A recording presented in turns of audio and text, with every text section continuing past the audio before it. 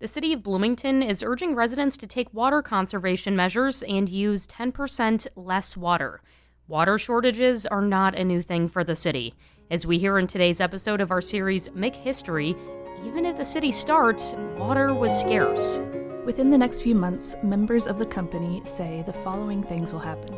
Between 40,000 and 50,000 trees will crash to the ground in Money Creek Valley.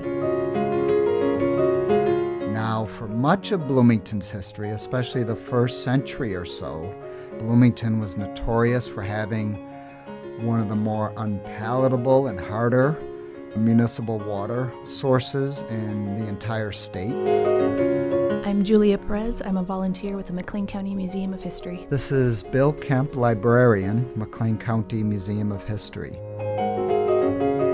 Possibly 75,000 logs will be trimmed and hauled out on a special narrow-gauge railway laid the 4 miles across the country from the dam site to the Illinois Central Tracks.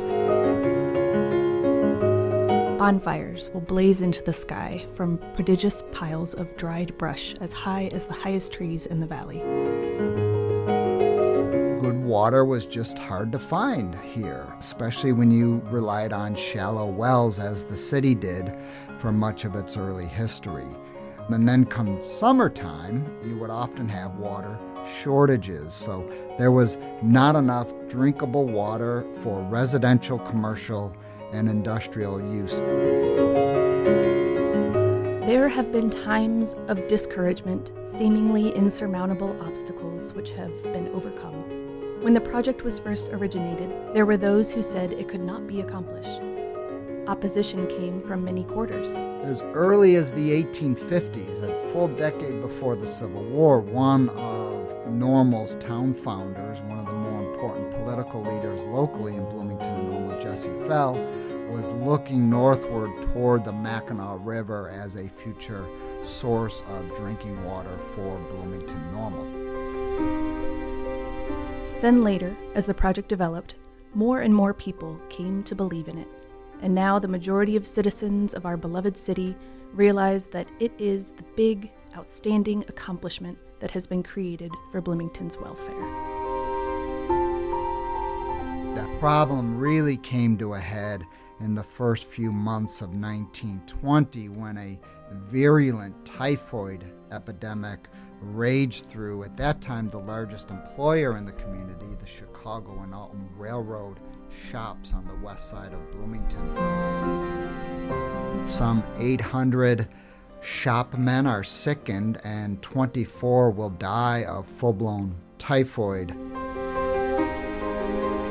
Information on expected progress in the timber work comes from George N. Childs, president of the Cast Stone Construction Company, who returned Saturday from a week in Wisconsin and Minnesota, where he says he hired 10 crews of experienced woodsmen, 2 in each group. That was really the straw that broke the camel's back for a lot of people in the city of Bloomington, including political leaders and business leaders, that something clearly had to be done. And then later that year, there is a drought, and the water problem again comes to the fore. While he will adapt the policy of hiring all the local labor possible, and that 2/3 of his crew will be local, that he needs to get a certain number of experienced men who are accustomed to judging how to get the most saleable material out of each tree, and men also who know tree cutting well enough to be able to advise regarding the dangers involved.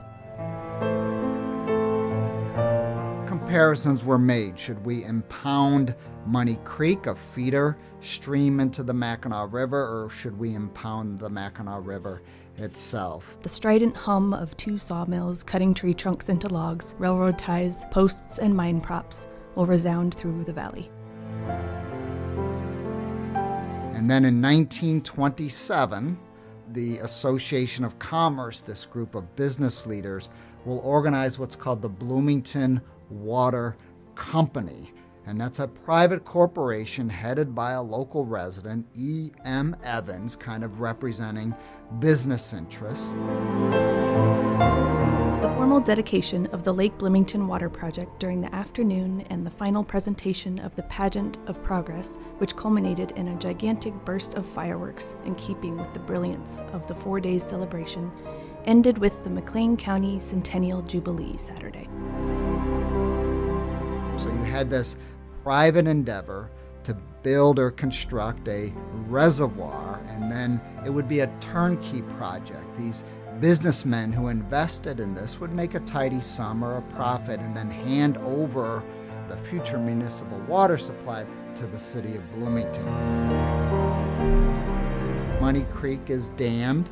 The water backs up, and thus over a period of a year or so gives rise to what we know today as Lake Bloomington, and a 24-inch force main, 14 miles long, is laid from the lake itself all the way to the city reservoir, which was then on Division Street. The deep blue of the skies, the green gorgeousness of the trees, the lapping waves of the lake, songs of birdland, gleaming, glowing sunsets, and the whisperings of the breeze make us realize that here we have one of God's smiles crystallized for us. Not only lost were all these trees, but you also had several significant indigenous archaeological sites. Before the flooding of the creek, some area residents were smart enough or wise enough to dig up some of the valley's wildflowers and transplant them into private gardens. So one imagines today that a little bit of Money Creek Valley survives here and there in the area. We dedicate you, Lake Bloomington, to the uses for which you were brought into being, and as the years come and unroll into the past, may you continue to serve the people who have learned to love you, to value you, and may you help to bring them and retain for them health, prosperity, and joyous happiness.